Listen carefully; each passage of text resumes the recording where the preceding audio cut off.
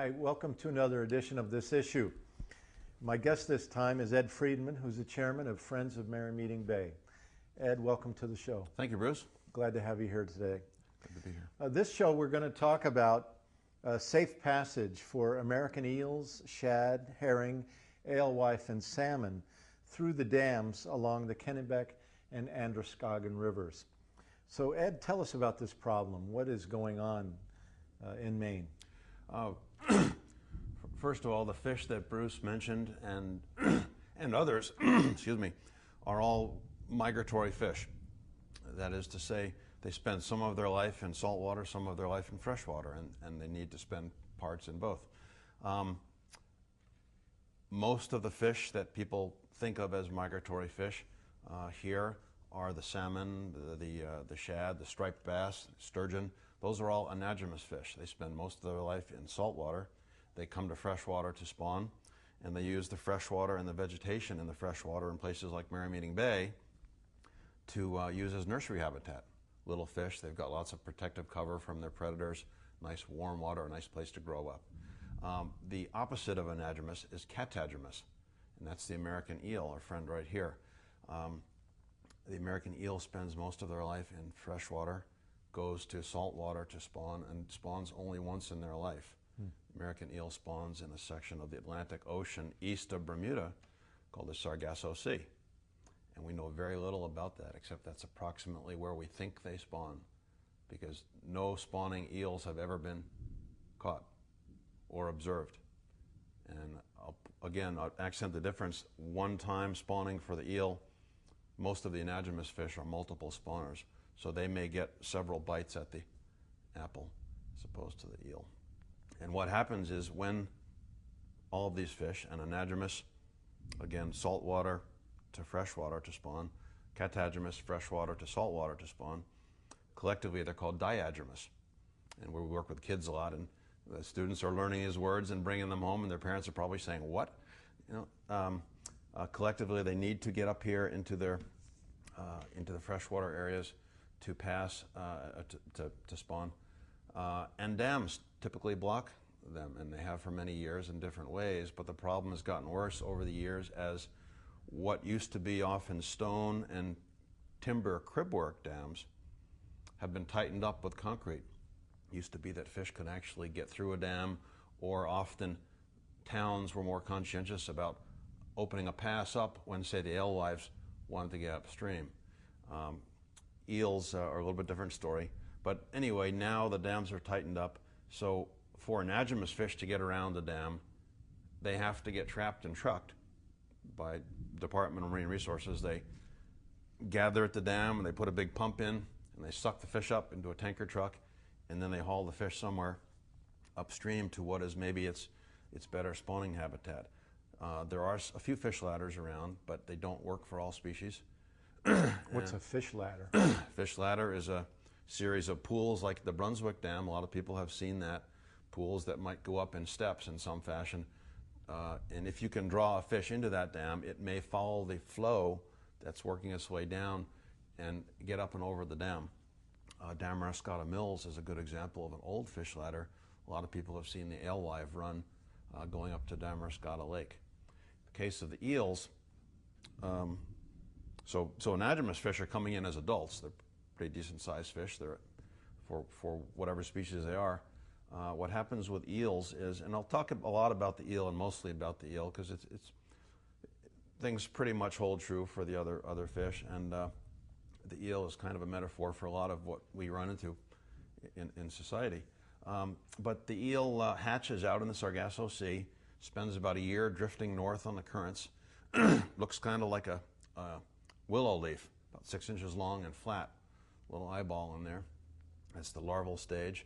It's called the leptocephalus. And after about a year or so, it ends up towards a river mouth somewhere. And the eel, the range of the American eel is up to Greenland and down to the northern South America, over to the Mississippi.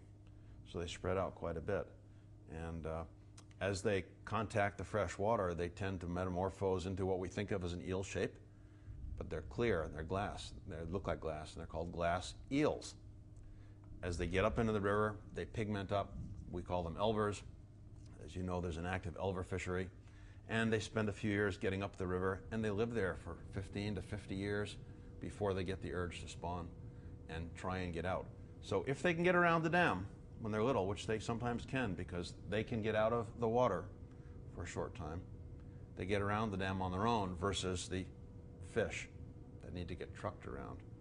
When the time comes to migrate, the only way through these dams, hydroelectric turbines. And as you can see on the poster on my left, it's not a pretty sight, and that's what we're trying to do right now, is to try and stop this to promote safe passage and for the eels and all of the other fish. Why are the dams here? They're making energy for us. It's supposed to be clean energy, green energy. It may be a little bit clean, but the river has a lot of changes when it's dammed up. Subtle things in terms of temperature, but also more drastic things such as the eel. So let me just, and it's appropriate that we're taping the show today, Bruce, because it's raining for the first time in a long time. And it's raining hard. And it's thunder and lightning outside. Thunder and lightning, and we're trying to make it thunder and lightning in other places on this issue. But the eels migrate at a discrete time. They tend to migrate in the fall of the year and for about 3 months, and they tend to migrate at night. And what triggers their fall migration often is an increase in the river flow. So they've been not doing much so far this fall. But with this rain, they're going to start to move probably. And so here's a nice picture of a dam, and this happens to be Gulf Island Pond Dam on the Androscoggin River. And it's a really, really large dam, and sort of like Brunswick, you know, in the case of the eels, it probably is impervious. Which takes me over to the larger map for a minute, the watershed map across the way. We just have a map here that shows the Merrymeeting Bay watershed, the Kennebec and Androscoggin. We're looking at the big map here? Big map here, yep. And all these little black squares here are dams.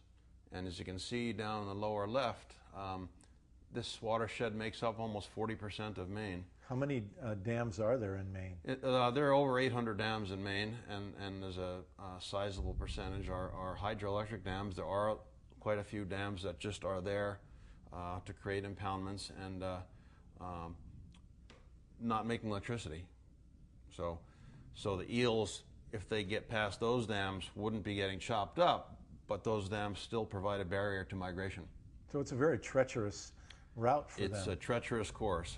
And on this map, just a point I wanted to make is that vis-a-vis the Gulf Island Pond Dam, all the red dots are areas where eels have been found by the Maine Department of Inland Fisheries and Wildlife over the years in not horribly systematic ways.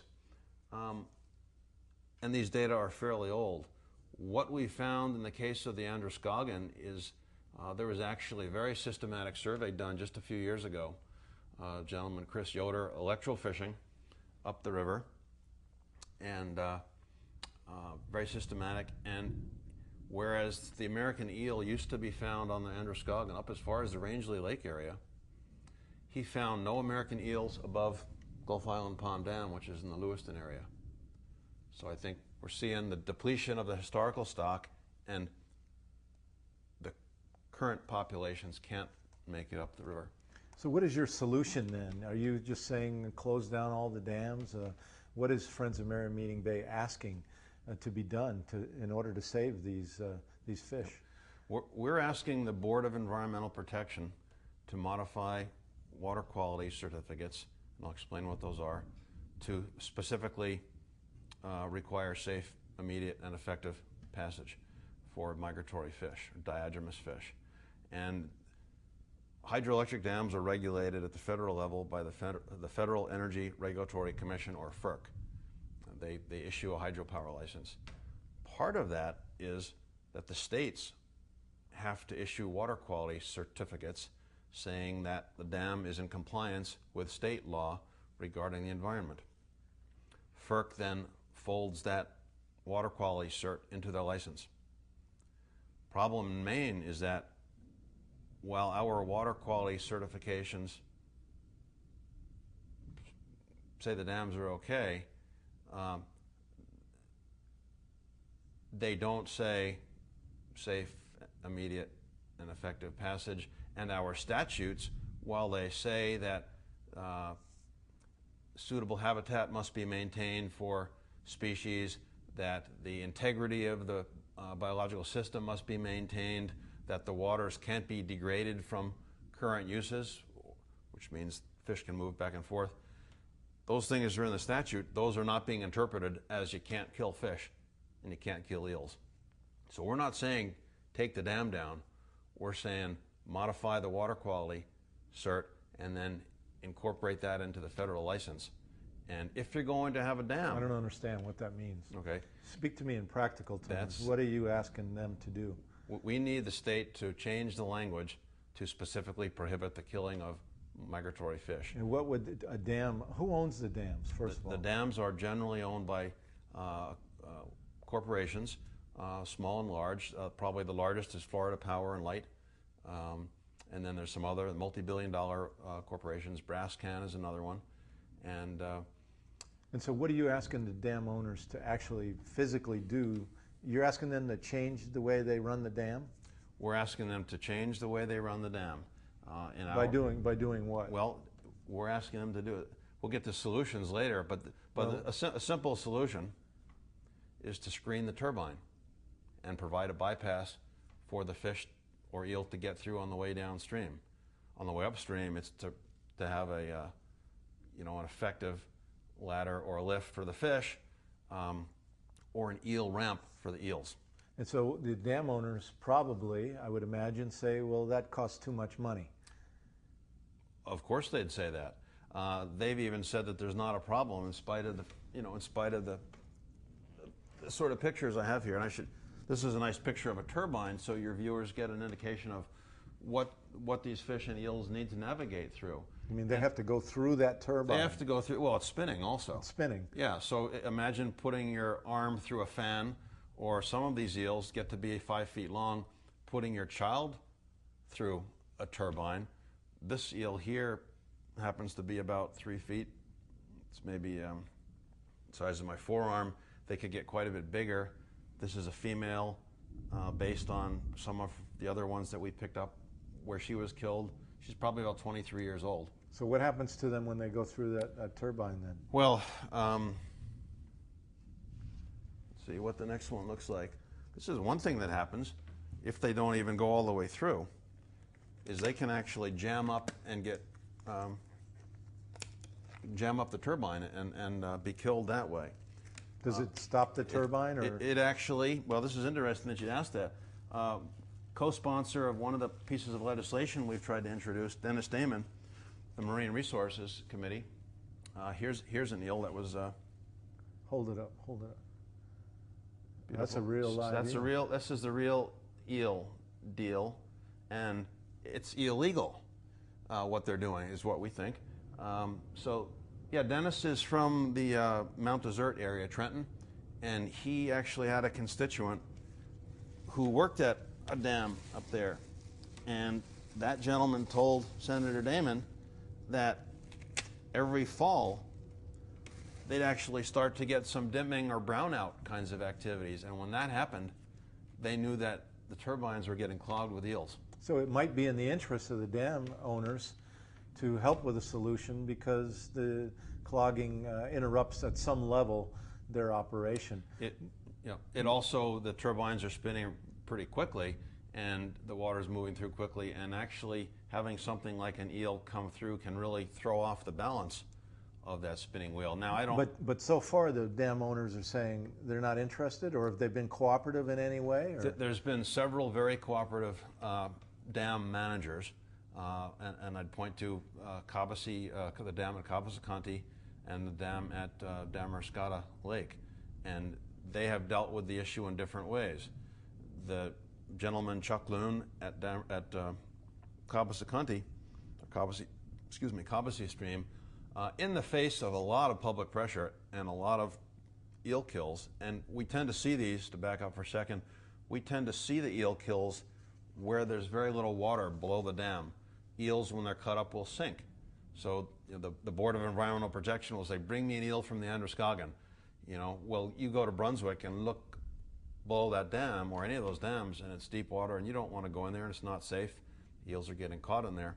But a place like Benton Falls, where a number of these pictures are, it's almost like a dry riverbed below. So you can go out and pick the eels up. Yeah. So that was the case there, a lot of bad publicity. What Chuck did was he went down the road to T.W. Dick, a steel supplier, at the bottom of the river there, and he said, make me up a plate with holes in it, a punch plate, and he put that across his intake. He already had a deep gate or an opening in the dam. That kept the eels out. The eels went through the slot. So when you've gone to the state to ask them to help in this process, what has the state said? The state says, in the case of most rivers, we're studying the problem, we're working on it, and that's about it. And so then your organization, Friends of Merrymeeting Bay, has gone into court, right, to try to get the state to be more proactive? That's correct. We've petitioned the Board of Environmental Protection to modify these permits. Petitions have been denied. We are appealing those denials in court. We've also introduced legislation to deal with the problem, and that's in Augusta. In Augusta, yeah. And we also are doing a grassroots organizing campaign around this, and may even, depending on the response to the legislature and the courts, we may escalate this into a referendum campaign possibly. Because everywhere I go, fourth graders get it. Sixth grader said to me just the other day, why don't you put a screen, angled screen across the turbine, angle it over towards the slot in the dam. If kids get it in about 30 seconds, you know there's something wrong in Augusta. Why is the state not being more cooperative, do you think? The state we've got some of the worst leadership at Augusta at the state level now that we've had the last three administrations in terms of the environment. And what's the reason for that, though? Industry. The state thinks they want business, and they're not too fussy about what that business is or what the impacts are. Now, in my opinion, and the opinion of many, this is an industry that's using a public resource. You know, the river. The river, sure. Now, look at the oil industry. They just got in trouble for, actually, the feds got in trouble for not charging them royalties for a certain period of time in the Gulf of Mexico. Oil's paying royalties. We pay tax at the gas pumps for the fuel. The hydro owners don't pay anything for that river, but a meager license fee every once in a while at the FERC. The FERC licenses are good for up to 50 years, 30 to 50 years. And the dam owners in the state are saying, well, we can't mess with the FERC license. We can't do these things that you're asking unless the license is up for renewal. What about the fishermen? I imagine with all these different kinds of fish being destroyed, not just the eels, but the salmon, the shad, the herring, the alewife, also being destroyed in these turbines at these dams. I imagine some fishermen are not very happy about it. Is Friends of Merrymeeting Bay supported by fishermen and their organizations in this cause? We're building that support, and we are supported by many. Long time ago, actually, eel fishermen were some of the most vocal opponents because they were fishing for eels below the dams, and these eels were coming out all chopped up. In the bigger picture, talking about an eel, who cares about an eel? It's not just the local economics around the eel, but we have a huge problem in Maine with the Gulf of Maine. We're out of fish almost, and it's not just overfishing. It's that stocks like the eel, the alewives, the blueback herring, the shad are all considered forage species. They are present in great numbers, and they are low on the food chain. All the big fish in the Gulf of Maine need these fish to survive. If we can't provide a safe place for the forage fish to spawn and grow up, we lose our big fish. So we're cutting off the big fish really at both ends, just like we're cutting the eel off, literally, in the dams, and also with the Elver fishery, which can take a lot of eels at once, and we're cutting our own throat. This last picture I have here happens to show PCB levels in eels that were killed up at Benton Falls. And all the high bars on the side, down the right side, kind of in the 500 parts per billion range. What's PCBs? PCB is polychlorinated bipheноls, a very toxic, persistent organic pollutant, kind of like dioxin. We can't eat a lot of the fish in Maine because of the high PCB levels. The PCB level where the state toxicologist says no more eating is 11 parts per billion. The levels in these eels was 500 parts per billion. We're watching bald eagles eat these eels that are cut up. We're wondering why our fish don't get better, but we're recycling the contaminants into a relatively closed system. Where do these PCBs that are getting into the fish that then are eaten by the birds and other animals, where are these PCBs coming from? How do they get into the environment?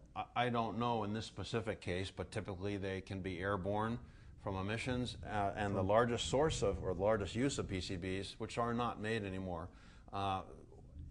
was as an additive to transformer oils, acting as a coolant transformers. So, but I would expect to see the same kinds of graphs for dioxin if we had eels from a Maine stem river where there were pulp and paper mills. Remember, eels are living up to 50 years. They're on the bottom. They're very fatty. Those are all combinations that will result in high levels of these serious contaminants.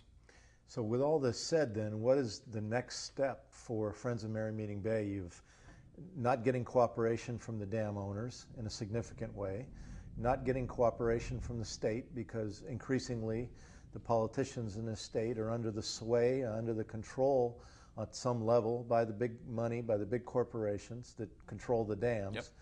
And so where does your organization go as its next step? What is your strategy to deal with this problem? Well, we are trying to think like Elvers, persistent little eels, and pursuing a multiple track here. So we are in court right now. As I mentioned, we are appealing dismissals from the Board of Environmental Protection. And I should say that there is some action on the Kennebec. There are some eel ramps. They're working on some other eel passage. On the Androscoggin, there is nothing. This is the river that everyone likes to ignore. There's about 17 hydro dams on the Andro. There's no eel passage at all. So we're doing that. We are coming back to the legislature pending a report that is due the Marine Resources Committee end of January on the current state of the state vis-a-vis eels and migratory fish. And we are contemplating a campaign to the people, the Safe Passage campaign, because people get it right away. And everyone from fishermen to kids to people that don't like to see animals cut up understand this right away. And it's Ed, what is it personally for you that, why do you care so much about saving these fish? What's in it for you on a personal level? On a personal level, they're an underdog. They reflect how we in a society are. They are as I forget who said this, but the reference has been made certainly to where we are as a society when we ignore those that might be unfortunate enough to be towards the bottom of the ladder. This is the slimy eel that no one has, can't get no respect, and but a very critical and important part of the food chain and the keystone species. So if we can protect the eel, we can protect a lot of other species as well. And so you think the public, if they begin to pay attention to this issue, can help turn the tide? Have you already seen progress as you're beginning to organize around this issue? Have you already seen that public education has begun to help in any kind of way? Absolutely, absolutely. We've got a lot of people contacting the governor. When you ask what people can do, I'll reference this card here. Kids, we're working with kids a lot. Friends of Merrymeeting Bay does research. We do advocacy. We do education, and we're a land trust. One of the things we do with education, we talk about these fish, talk about the rivers, and we have kids making fish prints. Goyotaku, Japanese art form that was used originally to record a catch, but they're making banners. We're getting those to the governor. People are writing into the state, and hopefully people will join our Safe Passage campaign, and organizations will, and if it gets to that, we'll take it to the referendum. And they can also join Friends of Merrymeeting Bay. How do they contact you, by the way? Yeah, they can. We have a website. It's www.friendsofmerrymeetingbay.org. And if you go there, you'll see an eel link. I'm not quite sure where it is on a new website, but you look around, you'll find it. There's a link to the postcard to the governor, which looks something like this. And it's got some text on the back, and you can download that and send it in. My email address is edfomb@friendsofmerrymeetingbay.org, And our mailbox, or post office box, is Box 233 in Richmond, and the zip is 04357. Say that again. Yeah, P.O. Box 233, Richmond, Maine, 04357. And people can send the card in, they can send us money. It's costing us many, many thousands of dollars to retain attorneys to fight this battle, and it's important that we keep at the issue from various sides. Ed, we have just a couple minutes left, but if you in the next 2 minutes can just wrap up by talking to the public about why they should be interested in helping to save all these fish and why it's important to all of us. And then again, give your website at the end of that. Yeah. Well, again, I think, as has been said before, we're only as strong as our weakest link, and these eels happen to be pretty far down on that metaphorical link. So when we're eliminating our food supply in any fashion, when we're eliminating the basis for the economy in Maine, i.e. the Gulf of Maine fishery, we've got serious problems to address, and we better wake up. When we're spending, $1 billion a week off fighting a war that many would argue we shouldn't be doing, that's money that could be spent in a whole lot more constructive ways back here. And Homeland Security starts with having a sustainable fishery and sustainable energy at home. A quick story, if I have a second. We had a meeting with a former DEP, Department of Environmental Protection Commissioner, a while ago, talking about the Androscoggin River. She said, "What would a healthy river mean to you?" We went around the room and said that. And she piped in that for her, the Androscoggin River would be in good shape when she had no more slime on her kayak when she took it out. For me, it was when we have a sustainable commercial fishery in the river, meaning they're safe to eat and they're there in enough numbers to eat. And that's where we need to go. And the comment from Commissioner Gallagher was an unfortunate reflection on the aspirations of the Department, supposedly of Environmental Protection, that we are fond of calling the Department of Economic Protection. Because the Department of Environmental Protection really now is under the control of the industries. Of the industry and the governor, yeah. And there are many good people in the DEP, don't get me wrong at all, but the leadership is lacking in this area and many of the environmental areas. And, oh, go ahead. No, you go ahead. I was just going to mention, if you wanted me to mention the website again. Please. If people want to help, we really would appreciate your help. Your membership in Friends of Merrymeeting Bay is a big help. Your contributions are a big help. friendsofmerrymeetingbay.org is the website, www. Prefixing that, and P.O. Box 233 in Richmond, Maine, 04357. Well, Ed Friedman, thank you very much for coming on the show. And I really urge everyone out there, to help Friends of Merrymeeting Bay deal with this problem of these fish that are being killed in the Kennebec and Androscoggin Rivers. And thank you for watching another edition of this issue. Until next time, good luck to you all, and please get organized.